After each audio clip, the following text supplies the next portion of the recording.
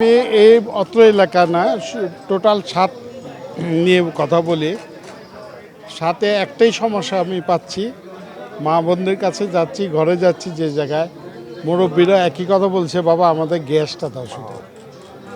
গ্যাসের জাতীয় সমস্যা। আমি তাদেরকে বলেছি, আমি যদি নির্বাচিত হই, আমার দল যদি সরকার গঠন করে, ইনশাল্লাহ আপনাদের গ্যাসের ব্যাপারটা আমি আমার সংসদে যাওয়ার 100 দিনের মাথায়, মানে 100 দিনের মধ্যে আমার কর্মসূচি থাকবে এইটাই, গ্যাসটা কিভাবে জনগণের কাছে পৌঁছানো যায়।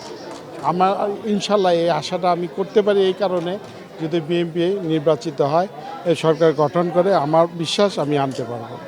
সারা পাচ্ছি, আপনি নিজেই বুঝতে পারেন, আমার সাথে আমার দলের চেয়ে দেখেন মুরব্বীরা বেশি, মুরব্বী ইয়াং জেনারেশন, দলের কর্মী তো থাকবেই, তারপরে মুরব্বীরা যখন মাঠে নামে, ইয়াং জেনারেশন যখন পিছনে, আর বাচ্চা শিশুরা যখন মিছিল করে, তখন বোঝা যায় আপনার স্রোতটা কোন দিকে, আপনি ভালো করে জেনে নিতে পারেন।